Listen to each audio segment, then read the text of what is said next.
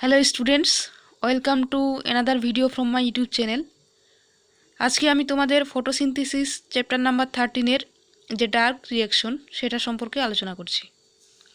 তো dark reaction আমরা light reaction পড়েছিলাম, যেটা ছিল বিভিন্ন রকমের কেমিক্যাল রিয়াকশন ছিল। এই ডার্ক রিয়াকশনটাকে বলা হচ্ছে বায়োসিনথেটিক ফেজ।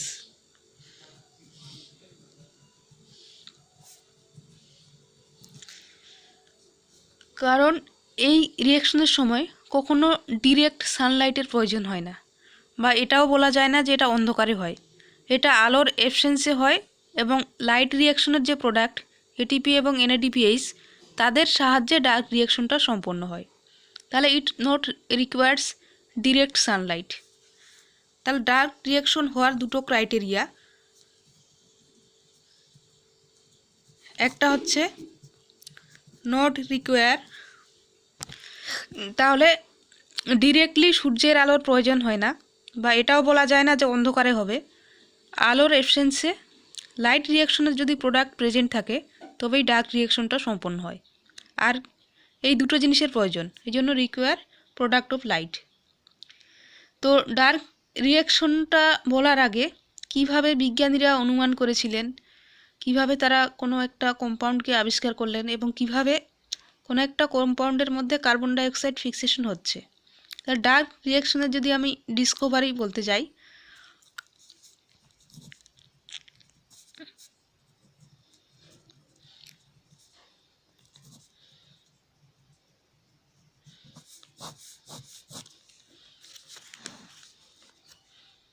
তাহলে এটা আবিষ্কার করার সময় প্রথমে বিজ্ঞানী কেলভিন একটা টেকনিকের মাধ্যমে প্রথম এই পদ্ধতিটা আবিষ্কার করেছিলেন। তিনি কি করেছিলেন, একটা রেডিও আইসোটোপ ট্রেসার টেকনিক। এটা জানার জন্য জাস্ট,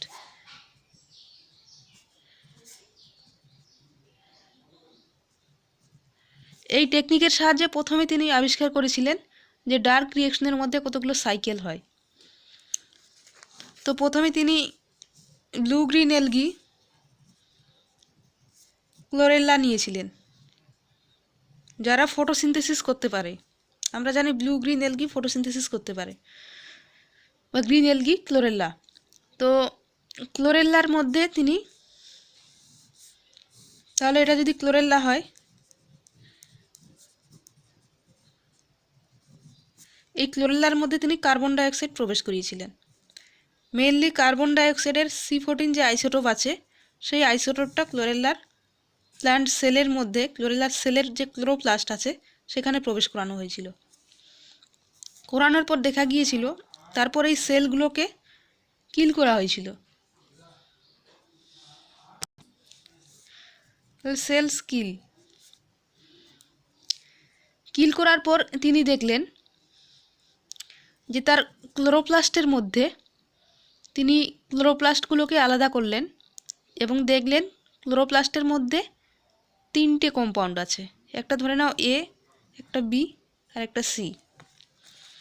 ফার্স্টে তিনি অবজার্ভ করলেন যে এ কম্পাউন্ডটা আছে কেমিক্যাল কম্পাউন্ড, তার মধ্যে রেডিও অ্যাক্টিভ আইসোটোপ মানে C14, CO2-র মধ্যে যে C14 আইসোটোপ আছে সেটা প্রবেশ করেছে, মানে এ কম্পাউন্ডটা হচ্ছে রেডিও অ্যাক্টিভ। প্রথমে তিনি এর মধ্যে দেখতে পেয়েছিলেন, BC এর মধ্যে দেখতে পাননি। তাহলে ফার্স্ট তিনি অবজার্ভ করেছিলেন যে এ কম্পাউন্ডটা হচ্ছে রেডিও অ্যাক্টিভ।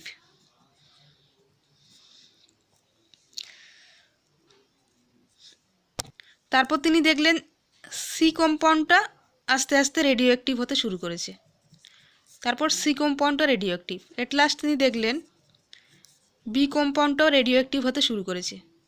তাহলে প্রথম যে এ কম্পাউন্ড ছিল তার মধ্যে নিশ্চয়ই সেই কার্বন ডাইঅক্সাইড প্রবেশ করেছে, বলেই কার্বন ডাইঅক্সাইডের আইসোটোপ প্রবেশ করেছে, বলেই সেটা রেডিও অ্যাক্টিভ। তারপর তিনি অবজার্ভ করলেন যে প্রথম যে কম্পাউন্ডটা হচ্ছে সেটা হচ্ছে 3 কার্বন কন্টেইনিং কম্পাউন্ড, 3 কার্বন যুক্ত একটা কম্পাউন্ড।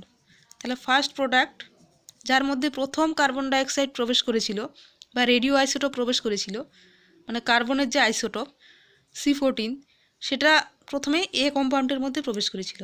তো এ কম্পাউন্ডের তিনি নাম দিলেন যেটাতে প্রথম কার্বন ডাইঅক্সাইড ফিক্সেশন হয়েছে সেটার নাম হচ্ছে first product 3 carbon containing compound. এবার এটার নাম হচ্ছে পিজিএ বা ফসফোগ্লিসারিক অ্যাসিড, এটাকে 3 PGA বলা হয়।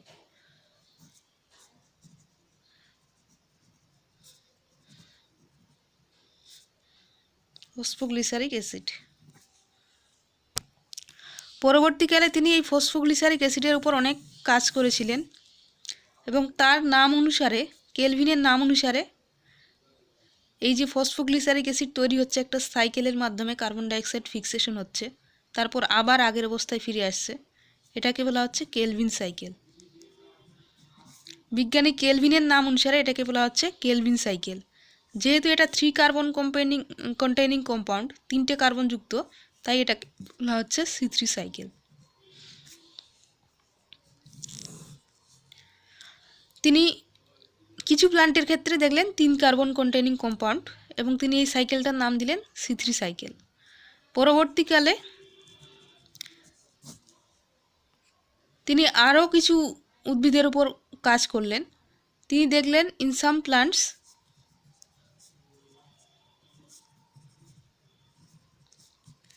ফার্স্ট যে প্রোডাক্টটা সেটা হচ্ছে 4 কার্বন কন্টেইনিং কম্পাউন্ড, সেটার নাম হচ্ছে অক্সালো অ্যাসিটিক অ্যাসিড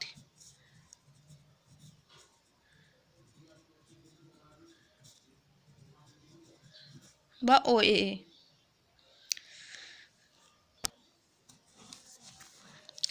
তাহলে তিনি প্রথম যে কম্পাউন্ডটা তৈরি হয়েছিল ফসফোগ্লিসারিক অ্যাসিড বা PGA, তিনি একটা কেমিক্যাল কম্পাউন্ড পেয়েছিলেন যেটার মধ্যে কার্বন ডাইঅক্সাইড প্রবেশ করে PGA তৈরি করেছিল। আর PGAটা হচ্ছে 3 কার্বনযুক্ত। তাহলে একটা কার্বন, তাহলে নিশ্চয়ই যে প্রাইমারি ইলেকট্রন অ্যাকসেপ্ট করেছিল সেই যৌগটা হচ্ছে 2 কার্বনযুক্ত। তাহলে প্রাইমারি ইলেকট্রন অ্যাকসেপ্টকারী, প্রাইমারি CO2 অ্যাকসেপ্টর, এই যৌগটা নিশ্চয়ই 2 কার্বনযুক্ত হবে, তবেই 3 কার্বনযুক্ত ফসফোগ্লিসারিক অ্যাসিড তৈরি হবে। 2 কার্বন প্লাস 1 কার্বন নিয়ে টোটাল 3 কার্বন। তাহলে এই 2 কার্বন কন্টেইনিং কম্পাউন্ডটার নাম কি, এটা এখনও জানা যায়নি। তাহলে পরবর্তীকালে বিজ্ঞানী 2 কার্বন কন্টেইনিং কম্পাউন্ডটার নাম খুঁজতে শুরু করলেন। খুঁজতে অনেক রিসার্চ, অনেক উদ্ভিদের ওপর কাজ করার পর তিনি 2 কার্বন কন্টেইনিং কোনো কম্পাউন্ডের নাম পেলেন না। তারপরে অনেক কিছু কাজ করার পর তিনি জানতে পারলেন যে এটা 2 কার্বন কন্টেইনিং কম্পাউন্ড অ্যাকচুয়ালি নয়, এটা অ্যাকচুয়ালি 5 কার্বন কন্টেইনিং কম্পাউন্ড, যেটার নাম হচ্ছে RUBP, রাইবিউলোস 1,5-বিসফসফেট, যেটা হচ্ছে 5 কার্বন কন্টেইনিং কম্পাউন্ড, যেটাই হচ্ছে primary carbon dioxide acceptor. CO2 accept করে PGA তৈরি করছে, কিন্তু PGA তো 3 কার্বনযুক্ত, তার মানে 2 অণু PGA তৈরি হচ্ছে। তাহলে এটা হচ্ছে ডার্ক রিঅ্যাকশনের ফার্স্ট যে স্টেপ। তাহলে আমরা এটা বলতে পারি C3 সাইকেলের first product of C3 cycle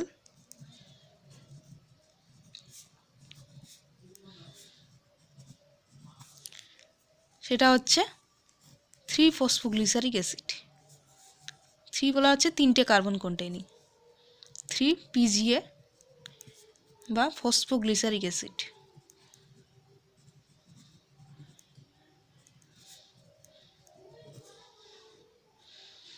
R primary acceptor হচ্ছে প্রাইমারি CO2 অ্যাকসেপ্টর হচ্ছে RUBP, যেটা হচ্ছে 5 কার্বনযুক্ত। তার আগে আমাদের একটা জিনিস জানার দরকার আছে, NADP plus plus H plus plus E plus E minus, এই 3টের সহযোগে যে যৌগটা তৈরি হয় সেটা হচ্ছে NADPH। এটাকে বলা হচ্ছে রিডাকশন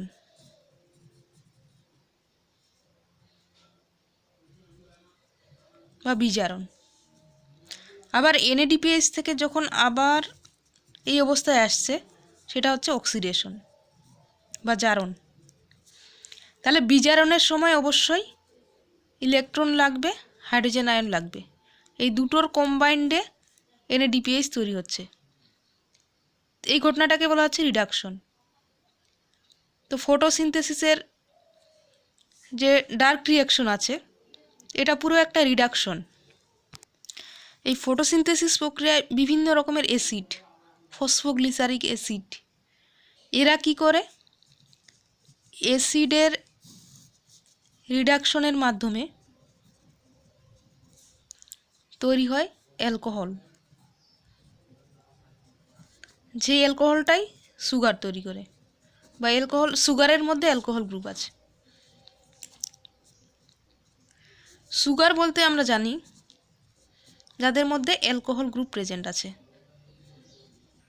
আমরা পড়েছি যে রাইবোস সুগার বা বিভিন্ন রকমের সুগার পড়েছি, গ্লুকোজ, গ্যালাক্টোজ, রাইবোস, এগুলো সব হচ্ছে অ্যালডোস সুগার। সুগার দু রকমের হয়, একটা অ্যালডোস, একটা কিটোস।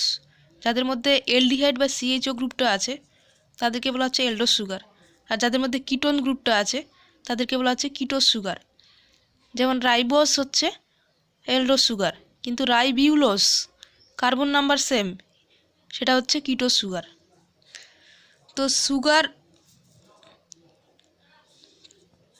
সুগারের মধ্যে alcohol group present.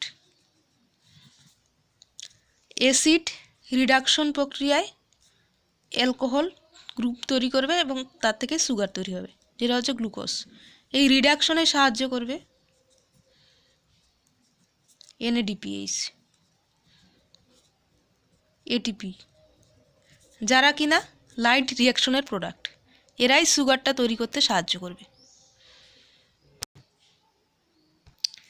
C3 cycle 3টে স্টেপের মাধ্যমে সম্পন্ন হচ্ছে।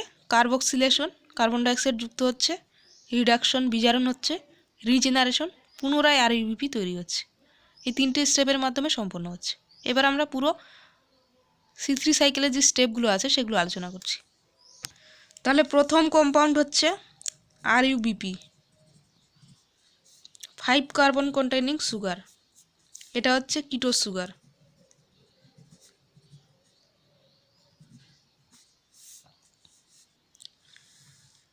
এ কী করবে, অক্সিজেন অ্যাকসেপ্ট করবে।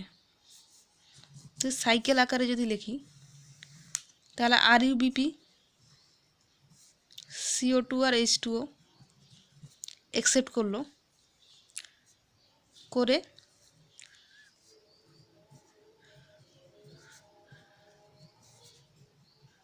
তিন কার্বনযুক্ত দুটো ফসফোগ্লিসারেট তৈরি করলো।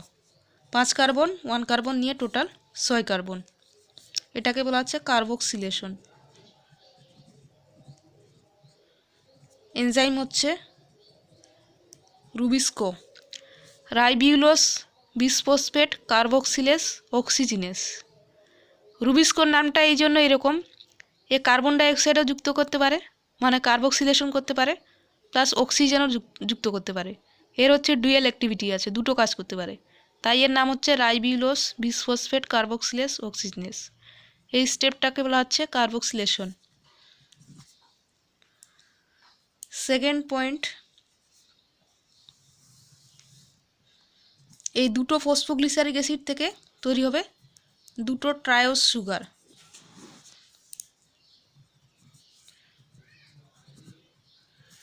মানে C3 প্লাস C3, এই ট্রায়োস সুগার থেকে একটা কার্বন চলে যাবে সুগার তৈরিতে, সুগার বা গ্লুকোজ তৈরিতে একটা কার্বন চলে যাবে।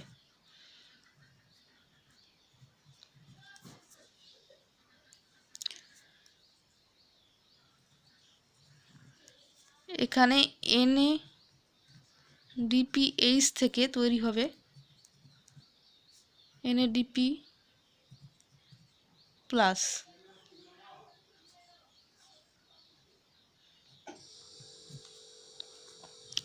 তাহলে দেখো এখানে NADP plus plus hydrogen plus electron, তার সাহায্যে যদি এনএডিপিএস তৈরি হতো সেটা হতো রিডাকশন। যেহেতু এখানে এনএডিপি প্লাস ভেঙে গিয়ে এনএডিপি প্লাস তৈরি হয়েছে, এনএডিপিএসটা ভেঙে গিয়ে এনএডিপি প্লাস তৈরি হয়েছে, এটা হচ্ছে জারণ। এটা জারণ হলে এটা হচ্ছে বিজারণ। তার মানে 2PgA রিডিউসড হয়ে তৈরি হয়েছে ট্রায়োস সুগার। তার সঙ্গে এনার্জি লাগবে, মানে এটিপি থেকে তৈরি হচ্ছে এডিপি।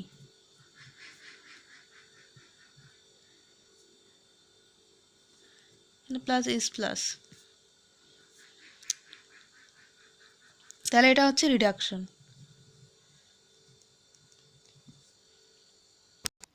এই সাইকেলের মধ্যে একটা কার্বন এখানে গ্লুকোজ তৈরিতে লাগছে, আর বাকি 5টা কার্বন পুনরায় আর ইউবিপি তৈরি করছে। এই পদ্ধতিটাকে বলা হচ্ছে রিজেনারেশন, মানে পুনরায় আর ইউবিপি জেনারেট হচ্ছে। এখানে কিন্তু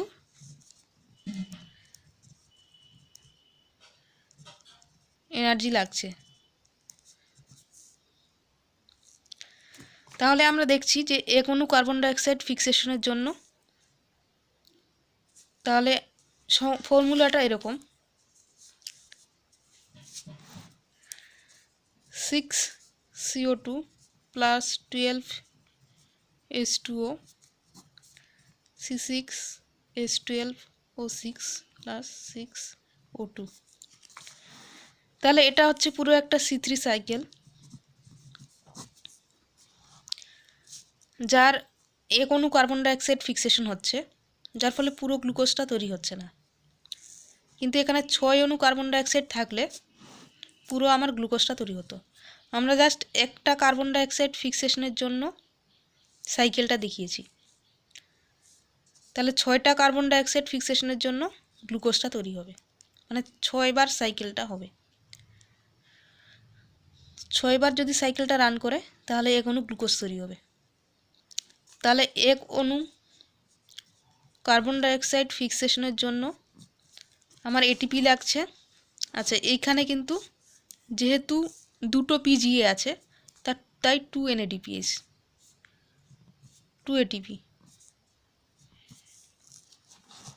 তাহলে এখানে দুটো NADPH লাগছে, রিডাকশন হচ্ছে, মানে NADPH দুটো লাগছে, আর এটিপি এখানে দুটো আর এখানে একটা, মানে টোটাল 3টে এটিপি।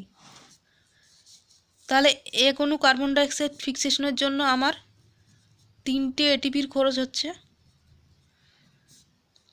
প্লাস দুটো NADPH।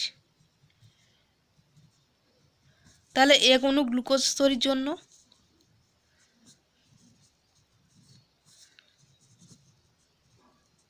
বা 6 অণু কার্বন ডাইঅক্সাইড ফিক্সেশনের জন্য আমার টোটাল 18টা এটিপি,